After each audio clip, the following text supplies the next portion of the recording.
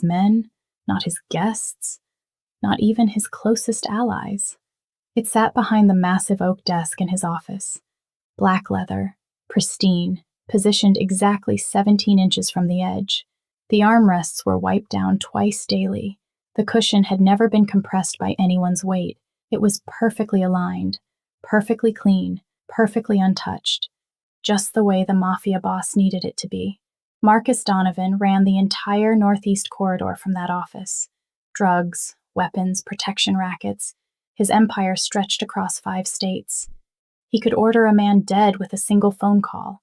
He could topple businesses, destroy reputations, disappear problems before they became headlines. But he couldn't sit in a chair that someone else had touched. He couldn't step on cracks. He couldn't leave a door open at an odd angle. He couldn't end a meeting without tapping his desk 3 times with his left hand. His men called it discipline. His enemies called it insanity. He called it survival.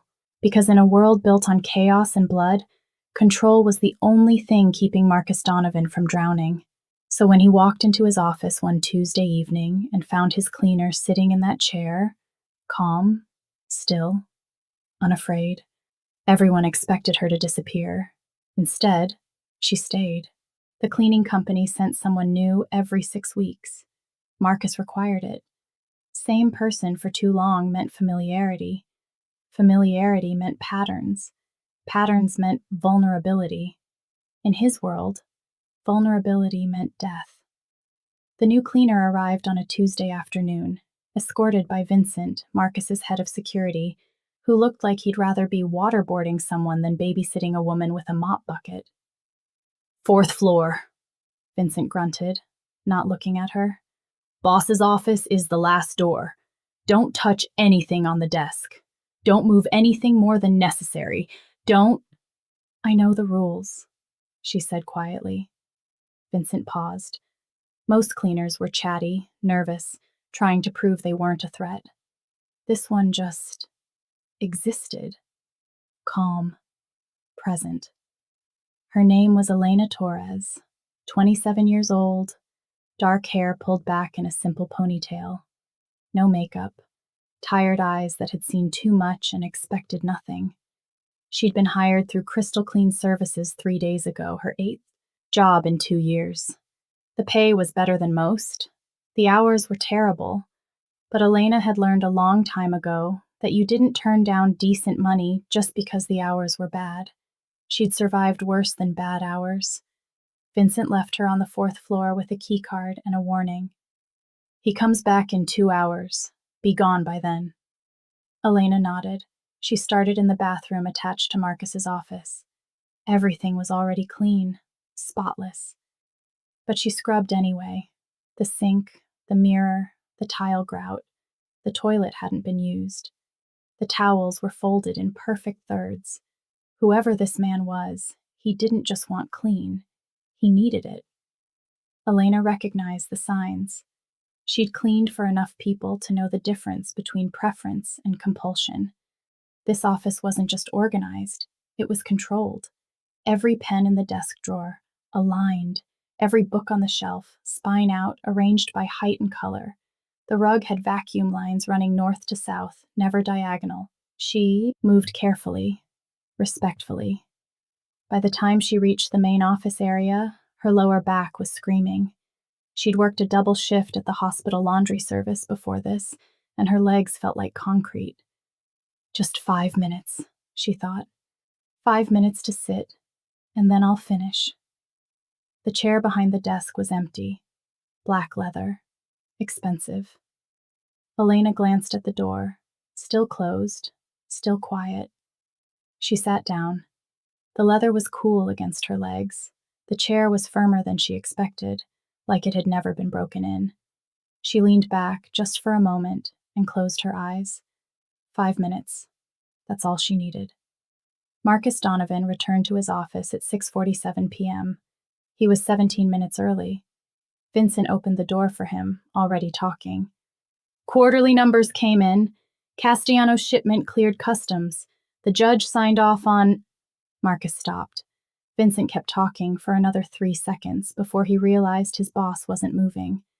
Marcus stood in the doorway, completely still, staring at his desk, at the chair behind his desk, at the woman sitting in his chair. She was asleep. Head tilted slightly to the left, hands folded in her lap, breathing slow and even. She looked small, tired, like she'd collapsed and her body had simply given up. Vincent's hand moved toward his gun. Boss, don't. Marcus's voice was barely a whisper. He couldn't move, couldn't think. His entire nervous system was screaming. Someone was sitting in his chair. His vision narrowed, his heartbeat spiked. The edges of the room started to blur, and he could feel it rising, the need to count, to check, to realign everything until the world made sense again. 3 steps to the left, touch the door frame, count the panels, check the lock, check it again, and no. He forced himself to breathe. In for 4. Hold for 4. Out for 4. The woman in his chair didn't move.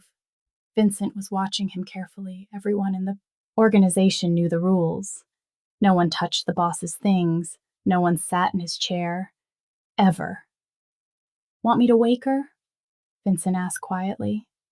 Marcus didn't answer. He was staring at her face. She wasn't afraid. Even in sleep, there was no tension in her features, no anticipation of violence, no flinching, just stillness. And somehow, that was worse than fear, because fear made sense. Fear was predictable. Fear meant control. But this woman, sleeping in his chair like it was the most natural thing in the world, she wasn't giving him anything to work with. Boss? Marcus swallowed. Wake her. Vincent crossed the room and touched the woman's shoulder. Hey, time to go. Elena's eyes opened slowly. For a moment, she looked confused, like she'd forgotten where she was. Then her gaze focused on Vincent, then on Marcus, still standing in the doorway. She stood up immediately. I'm sorry, she said. Her voice was calm, even. No panic. I sat down for just a minute. I didn't mean to fall asleep. Marcus watched her smooth down her shirt, adjust her ponytail. She looked at the chair like she was trying to figure out if she'd done something wrong. You're not supposed to sit there, Vincent said. I know, Elena replied. I'm sorry. That was it. No excuses, no begging, just an acknowledgement and an apology. Marcus finally moved. He walked into the room, past Vincent, and stopped 3 feet from his desk. Elena stepped aside, giving him space. She didn't run, didn't cower, she just waited. What's your name? Marcus asked. Elena Torres. How long have you been working for Crystal Clean? 3 days. Did they tell you the rules? Yes. Then why did you sit in my chair? Elena met his eyes. Most people couldn't. Most people looked at Marcus Donovan and saw death. But this woman just looked tired. Because I was exhausted, she said simply. And it was there. No lies, no manipulation, just honesty. Marcus felt something shift in his chest, something unfamiliar. He looked at the chair. Someone had sat in it. The leather was still warm. The cushion was compressed. Everything in him screamed to throw it away, burn it, replace it. But he didn't. He turned to Vincent. Leave us. Vincent hesitated. Boss? Out. Vincent left. The door closed with a soft click. Marcus and Elena stood in silence. You're not afraid? Marcus said finally. Elena shook her head. Should I be? Most people are. I'm not most people. Marcus studied her. There was something in her eyes, not defiance, not bravery, just acceptance. Like she'd already decided that whatever happened next, she could survive it. Sit down, he said. Elena blinked. What? In the chair. Sit down. She hesitated. Now. Elena sat. Marcus watched her settle into the leather, hands in her lap, back straight. She didn't relax, didn't claim the space. She just existed in it. Why aren't you afraid? He asked. Elena thought about it. Because being afraid doesn't change anything. It should. Maybe. But I spent too many years being afraid of things I couldn't control.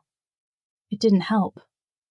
Marcus felt his pulse slow, the screaming in his head, the need to fix, to count, to realign. It was still there, but quieter now. He pulled over one of the client chairs and sat down across from her. For the first time in 15 years, Marcus Donovan was not sitting in his own chair, and the world didn't end. Tell me about yourself, he said. Elena didn't know what to say. This wasn't how things were supposed to go. She was supposed to clean, leave, get paid, and never think about this place again. But now she was sitting in a Mafia boss's chair while he stared at her like she was a puzzle he couldn't solve. There's not much to tell, she said carefully. Try. Elena exhaled. I'm 27. I work 3 jobs. I live in a studio in Queens. I don't have family. Why 3 jobs? Because 1 doesn't pay enough.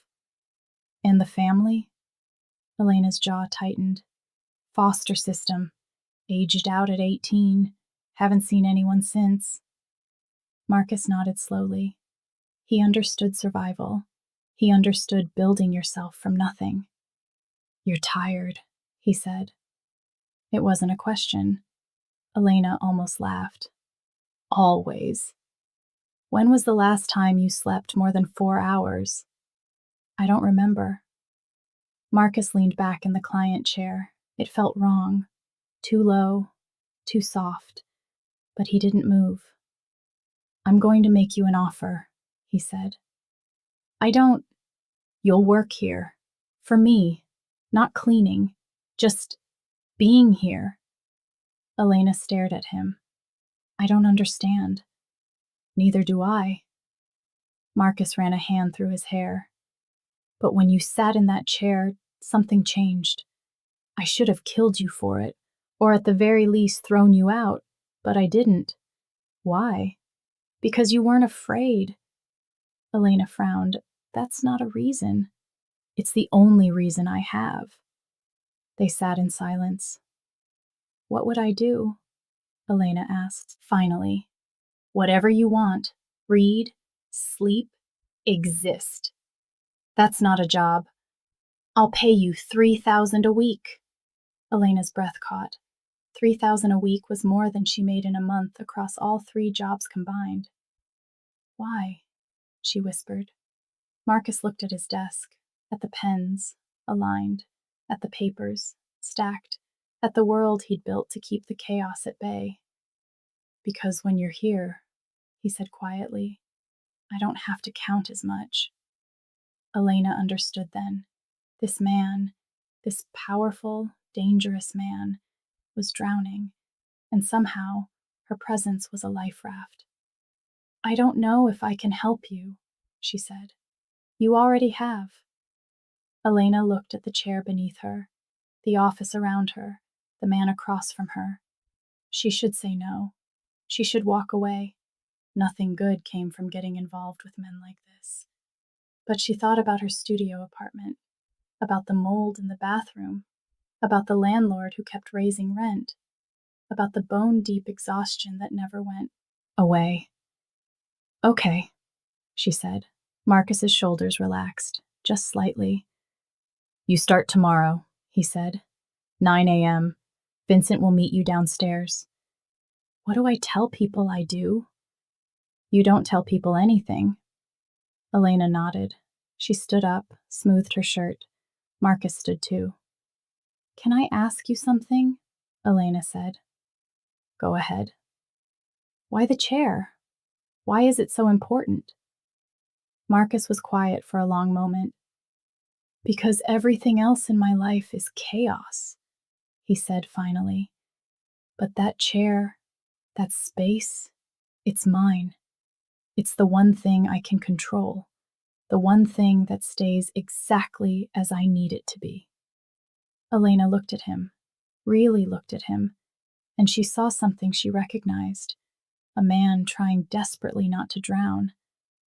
"I'll see you tomorrow," she said softly. Marcus nodded. Elena left. Marcus stood alone in his office, staring at the chair. The leather was still warm where she'd been sitting. He should have hated it, but he didn't. Elena showed up at 9:00 a.m. exactly. Vincent was waiting in the lobby, looking even less pleased than yesterday. "Fourth floor," he said. "Don't leave the office unless the boss says so." "Okay. Don't talk to anyone." "Okay. And don't sit in the chair." "I know." Vincent grunted and led her upstairs. Marcus was already at his desk when they arrived. He looked up briefly, nodded at Elena, then went back to his paperwork. Elena stood by the door, unsure. "Sit," Marcus said without looking up. "Where?" He pointed to a leather couch against the wall. It looked expensive, untouched. Elena sat, and that was it. For 2 hours, Marcus worked, and Elena just existed. She watched him, not obviously, just quiet observation. He touched his desk 3 times before picking up the phone. He lined up his pens after every call. He adjusted the papers on his desk constantly, straightening, aligning, perfecting. Around 11:00 a.m., Vincent brought in coffee. "Black, no sugar," Vincent said, setting a cup sauponé, Marcus's desk. Marcus stared at it. "It's touching the edge of the paper," he said quietly. Vincent moved the cup 1 inch to the left. Marcus exhaled, picked it up, took a sip. Vincent left. Elena realized she was holding her breath. "You can breathe," Marcus said, still not looking at her. "Sorry." "Don't apologize for breathing." Elena nodded, even though he wasn't watching. The day continued like that, quiet, still. Occasionally, men would knock on the door, always twice, never once, never 3 times. They'd speak to Marcus in low voices. He'd give orders. They'd leave.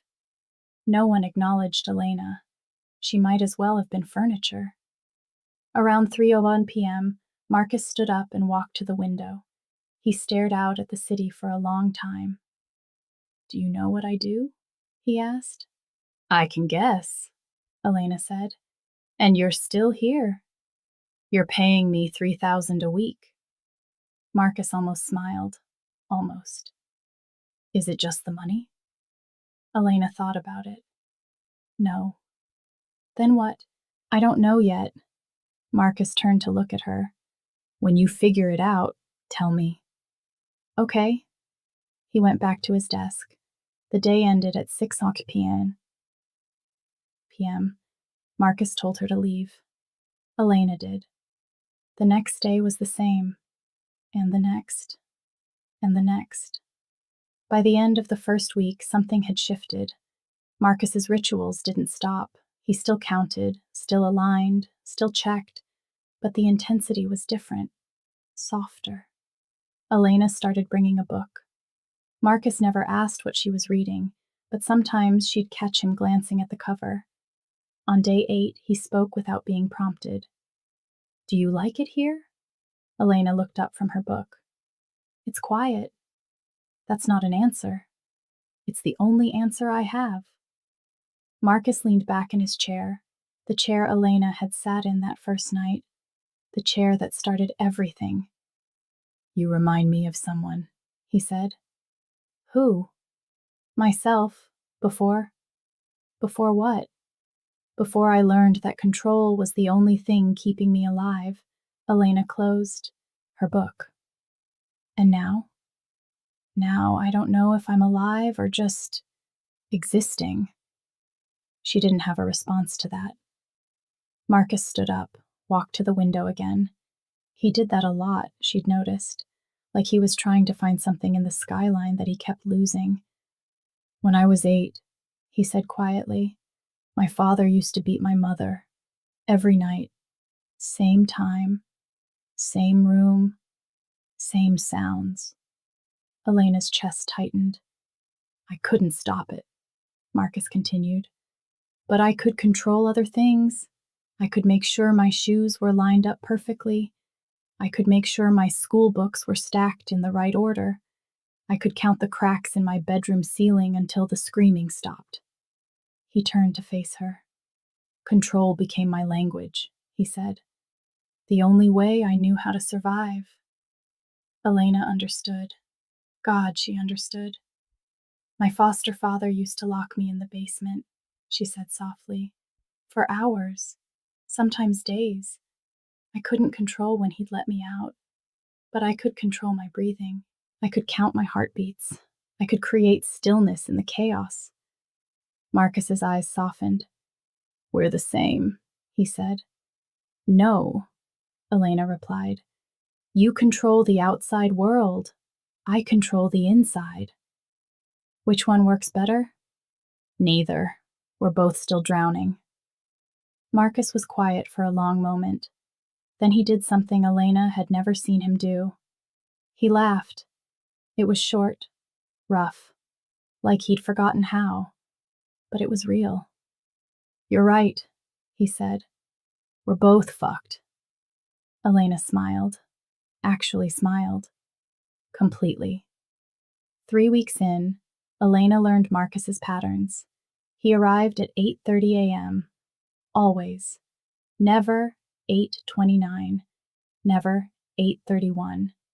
He touched his desk 3 times before sitting down. He drank exactly 2 cups of coffee, one at 9:15 a.m., one at 2:30 p.m. He took phone calls standing up. He ended every meeting by tapping his pen against the desk. 3 times. Always 3. And every day at exactly 12:47 p.m., he would stop whatever he was doing and stare at his hands for 90 seconds. Elena never asked why. On day 22, Marcus broke his pattern. He arrived at 8:47 a.m., 17 minutes late. Vincent looked panicked.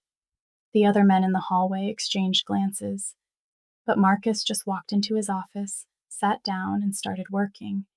He didn't touch the desk 3 times. He didn't align his pens. He just worked. Elena watched him carefully. Something was wrong. Around 10 a.m., Marcus's hands started shaking. He gripped the edge of his desk, knuckles white, breathing shallow. Elena stood up. Are you okay? Fine. He wasn't fine. His whole body was tense, coiled, like he was holding back an explosion. Elena walked over slowly, carefully. Marcus! He didn't look up. Marcus! Look at me. He did. His eyes were wild, desperate. I can't! His voice broke. I can't stop it. Stop what? The counting. The checking. I need to. I have to. Okay, Elena said calmly. Then do it. If I start, I won't stop. Then I'll stop. You! Marcus stared at her. Trust me, Elena said. He didn't trust easily. Didn't trust anyone, really. But he nodded, and he let go. His hands flew to the desk, touching, counting, tapping. He aligned every pen, every paper, every object. He counted the books on the shelf. He checked the locks on the cabinets. He walked the perimeter of the room, touching the walls in sequence. Elena just watched. She didn't interfere, didn't try to stop him. She just existed, calm, present. After 20 minutes, Marcus stopped. He stood in the center of the room, breathing hard, hands shaking. Okay, Elena said softly. You're okay. Marcus looked at her like she'd just pulled him out of the ocean. How did you? I didn't do anything. You did it yourself. But you I was just here. Marcus sank into his chair. The chair. The one that started everything. Elena sat down on the edge of his desk. It was the first time she'd touched anything in his space without permission. Marcus should have cared, but he didn't. Why aren't you afraid of me? He asked. Because you're not afraid of me. That doesn't make sense. It's the only thing that does. Marcus reached out, slowly, carefully, and touched her hand, just her fingers, just for a second. Then he pulled back. Thank you, he said quietly. Elena nodded. She didn't say it was nothing, because it wasn't. By week 5, Marcus realized he was in trouble. He thought about Elena constantly, not in the way he thought about his business, not with the calculating, strategic part of his brain, but in the quiet spaces, the in-between moments, when he was alone at night, when he was staring out the window, when he was trying to sleep and his mind wouldn't stop. He thought about the way she sat, completely still, but not frozen, the way she breathed, steady, even, like an anchor, the way she looked at him, not with fear, not with judgment, just with presence. It was becoming a problem, because Marcus Donovan didn't attach to people. Attachment meant vulnerability. Vulnerability meant weakness. Weakness meant death. But Elena was different.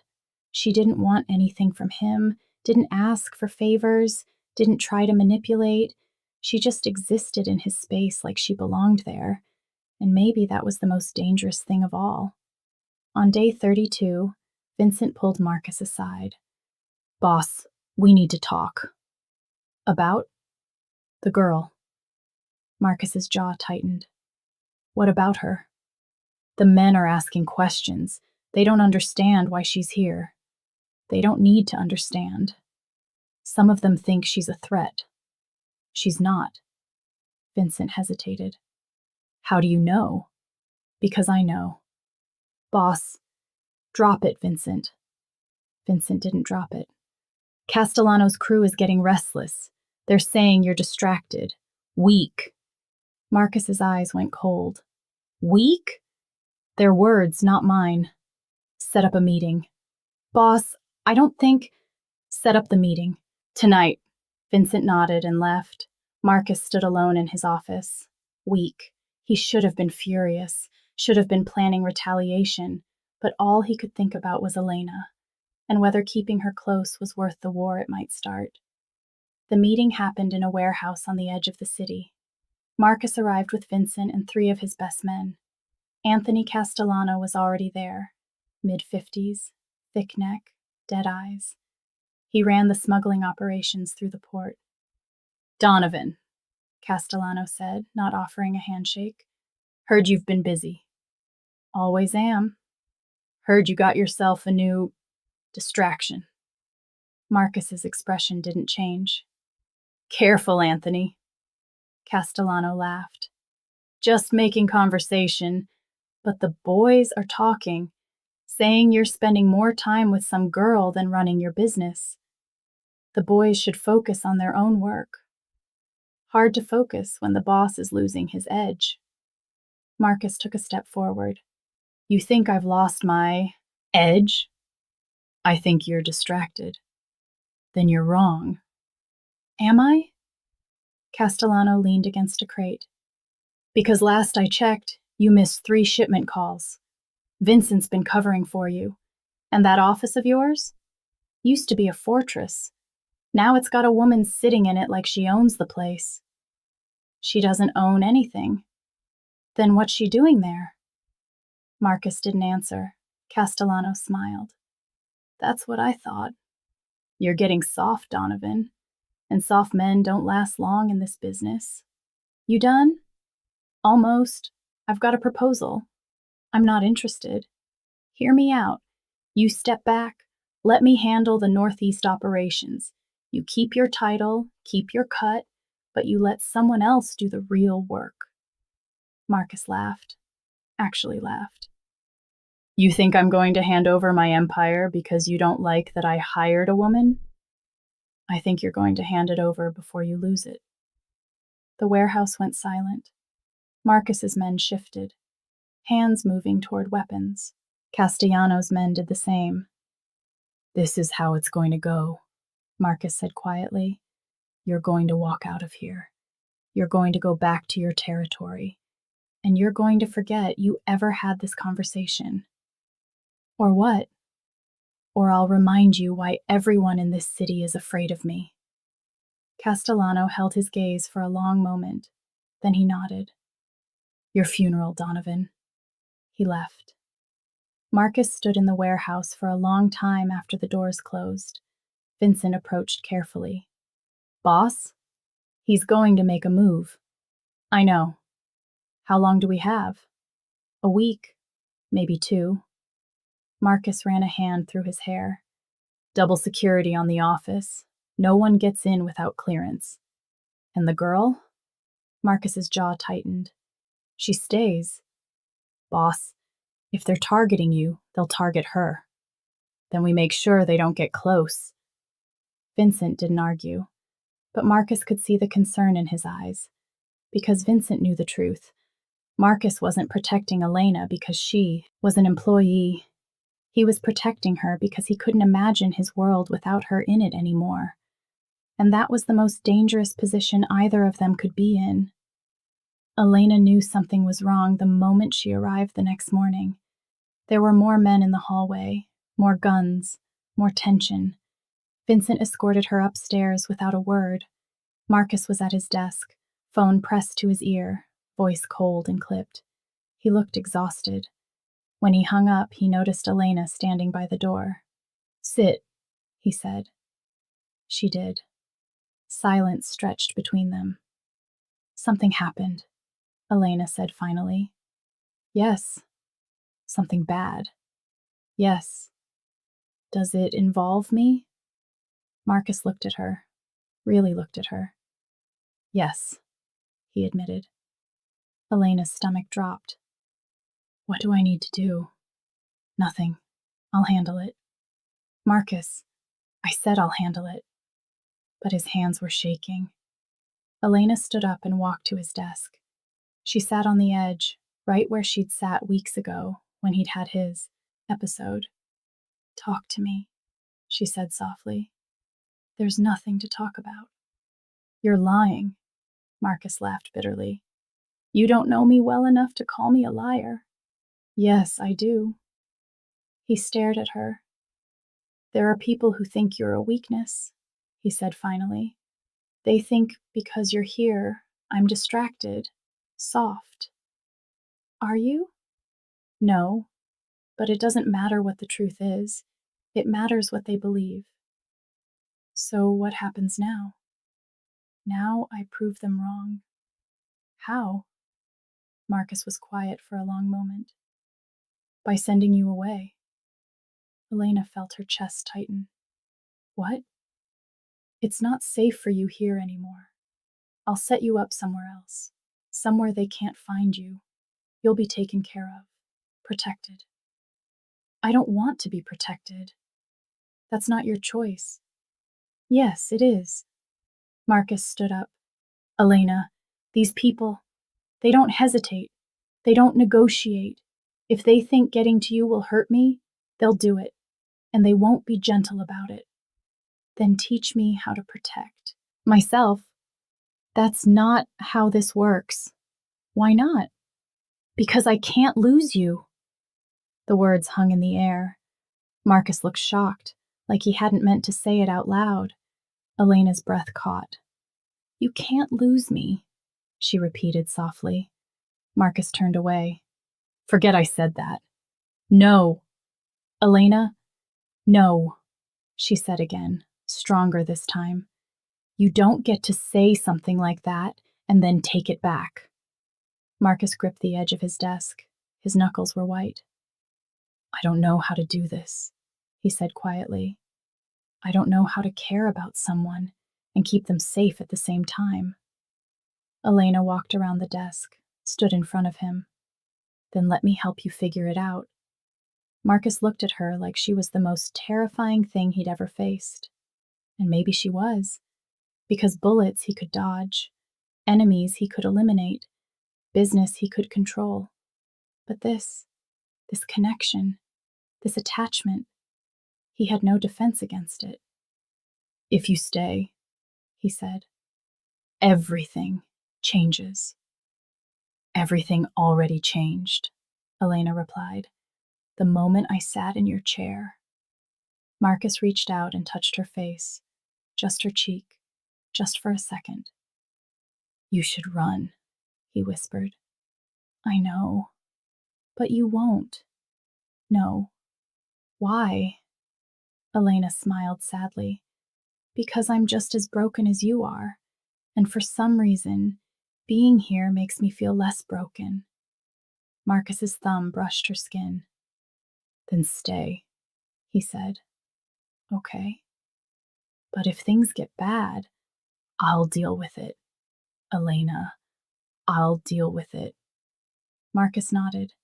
He didn't let go of her face, and Elena didn't pull away. They stood there, in the quiet of his office, holding on to each other like the world outside didn't exist, even though they both knew it did, and it was coming for them. 3 days later, someone tried to kill Marcus. It happened in the parking garage beneath his building. A black SUV, 3 men, semi-automatic weapons. Vincent shoved Marcus behind a concrete pillar and returned fire.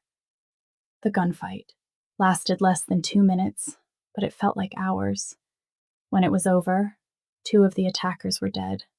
The third escaped. Marcus was unharmed, but the message was clear. Castellano wasn't waiting.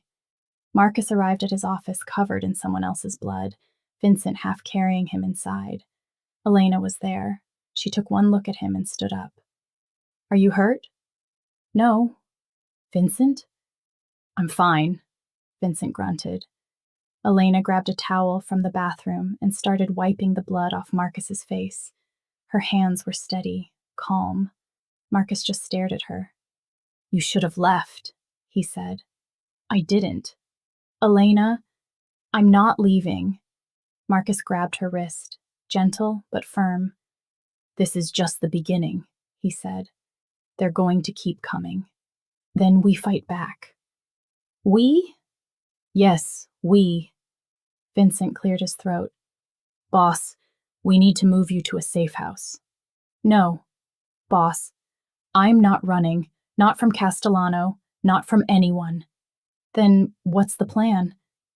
Marcus looked at Elena, at the woman who'd walked into his life by accident and somehow become the center of it.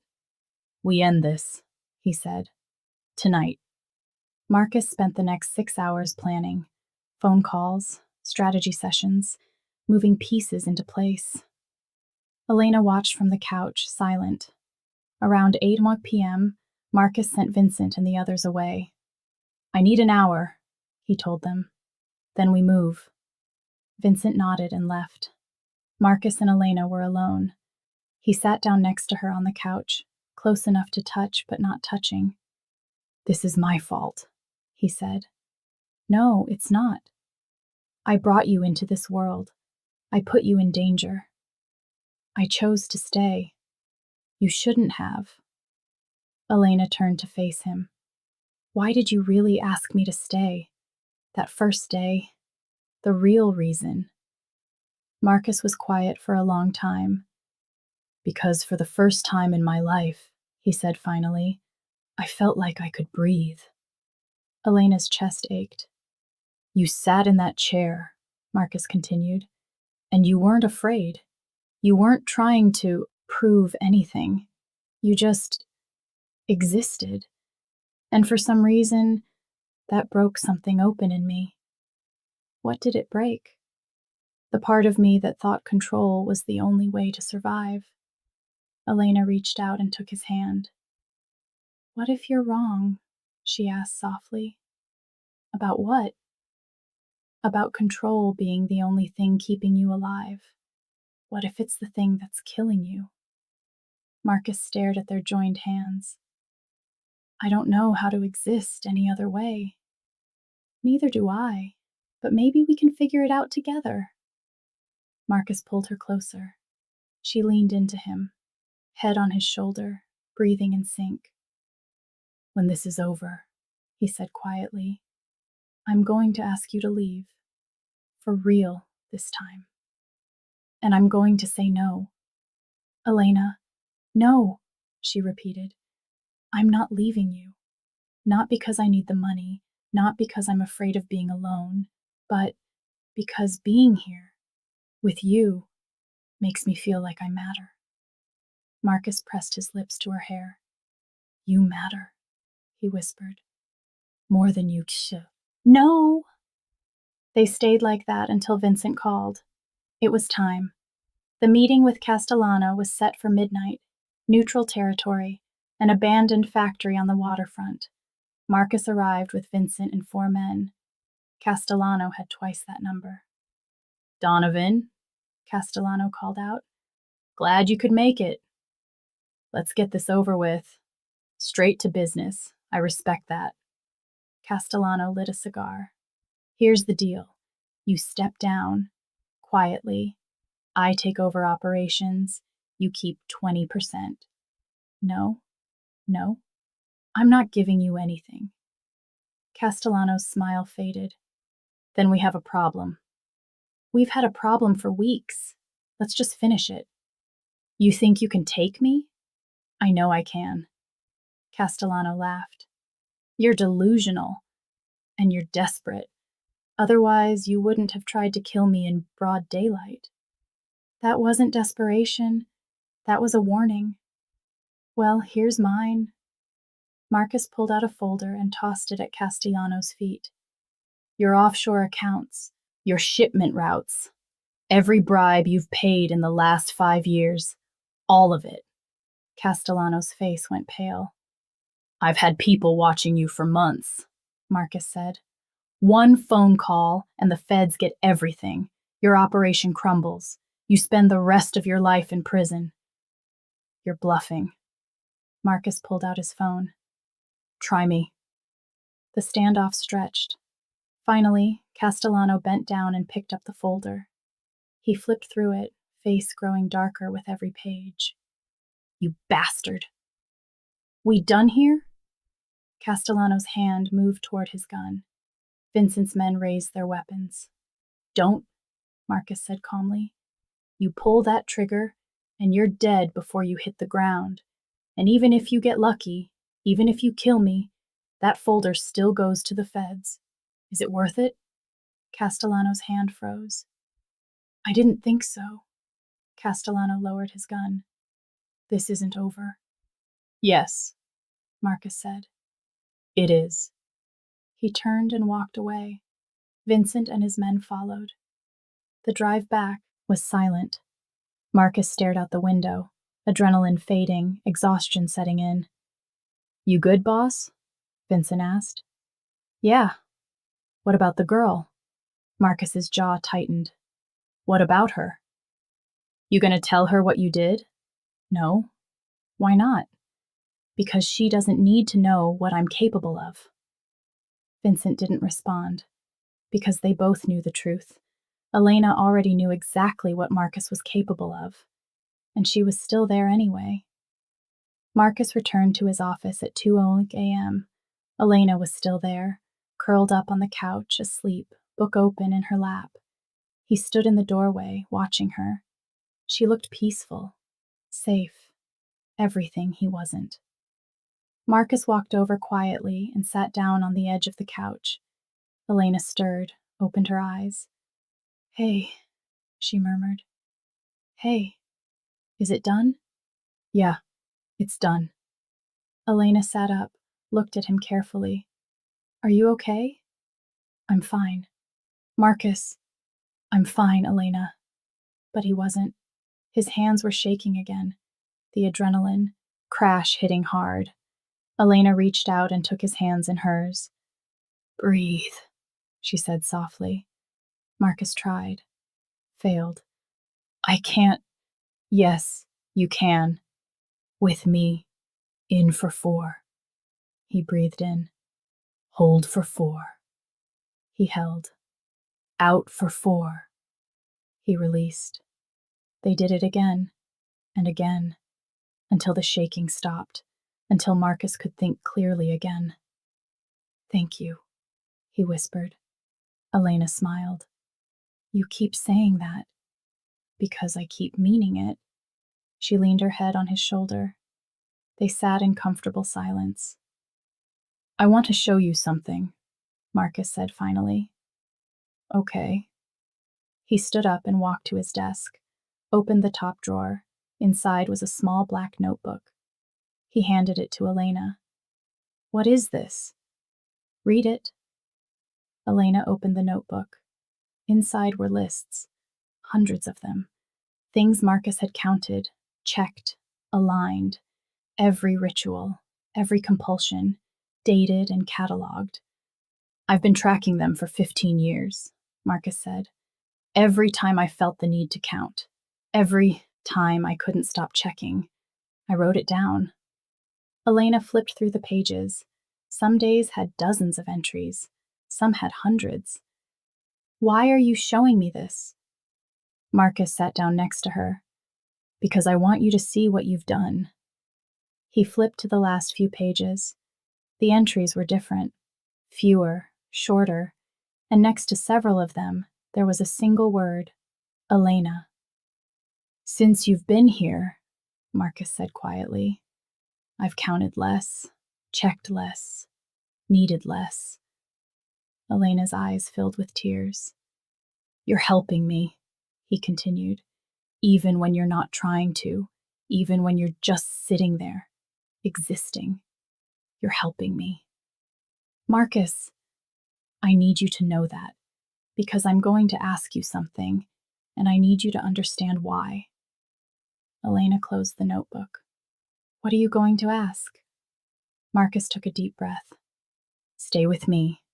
Not just in the office, not just during the day. Stay with me, permanently. Elena's heart stopped. I know it's insane, Marcus continued. I know I'm dangerous. I know being with me means looking over your shoulder for the rest of your life, but He stopped, swallowed. I can't go back to how things were before you. I can't sit in this office alone anymore, counting and checking and drowning. I need you, Elena, not because I'm weak, but because you make me want to be stronger. Elena stared at him. What are you saying? I'm saying I'm in love with you, and I don't know when it happened or how it happened, but it did, and I can't change it. Tears spilled down Elena's cheeks. I'm in love with you too, she whispered. Marcus exhaled, like he'd been holding his breath for years. Yeah? Yeah. He reached out and cupped her face in his hands. You're sure? I'm sure. Even though I'm broken. Yeah, so am I. Marcus kissed her, soft, gentle, like she was something precious. And maybe she was, because in a world built on violence and control, Elena Torres was the one thing Marcus Donovan couldn't afford to lose. When they pulled apart, Elena smiled. So what now? Marcus looked at his chair, the chair that started everything. Now, he said, we figure out how to live together.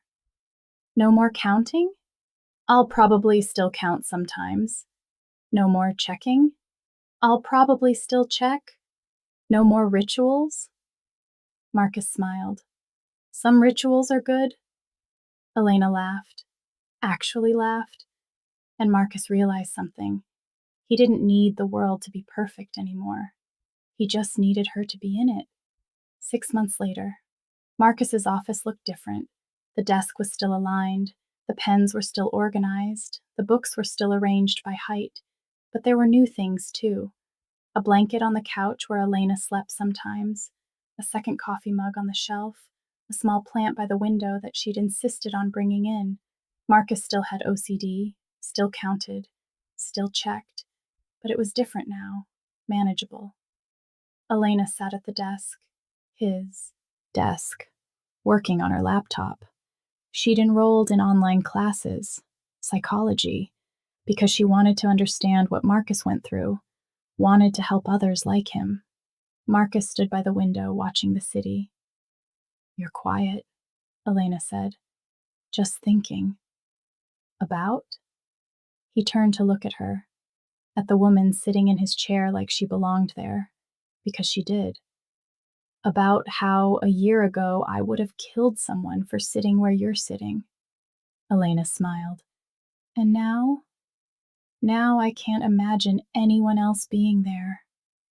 She stood up and walked over to him, wrapped her arms around his waist. "You've come a long way." "We've come a long way." They stood together, looking out at the city that had tried to destroy them both. "Do you still think about it?" Elena asked softly. "The counting, the checking, every day. Does it still control you?" Marcus thought about it. "No," he said finally. "It's still there. Probably always will be. But you taught me something." "What?" "That control isn't the same as safety. Safety, real peace. It comes from letting someone in, even when it's terrifying." Elena rested her head on his chest. "I'm glad I sat in your chair," she said. Marcus laughed. "So am I. Even though I wasn't supposed to? Especially because you weren't supposed to." They stayed like that for a long time, and somewhere in the quiet of that moment, Marcus realized something. He'd spent his entire life trying to create order out of chaos, but the most important thing he'd ever found came from chaos itself. A tired woman, a forbidden chair, a broken man learning how to heal. It wasn't perfect, but it was real. 1 year later. Elena still worked in Marcus's office, not because he paid her, not because she had nowhere else to go, but because it was home. She'd graduated with her psychology degree, started volunteering at a crisis center, helped people who were drowning the way Marcus had been drowning. Marcus still ran his empire, still made the hard calls, still lived in a world of violence and power, but he came home to her every night, and that made all the difference. Vincent knocked on the door, twice, like always. "Come in," Marcus called. Vincent entered, looking uncomfortable. "Boss, there's someone here to see you." "Who?" "A kid. Says his name is David. Says he needs help." Marcus looked at Elena. She nodded. "Send him in." A teenage boy walked in, 17, maybe 18, thin, scared, eyes darting around the room like he was looking for exits. Marcus recognized that look. He'd worn it himself once. "Sit down," Marcus said, gesturing to the client chair. The kid sat. "What do you need?" Marcus asked. I heard you help people sometimes. People who don't have anywhere else to go."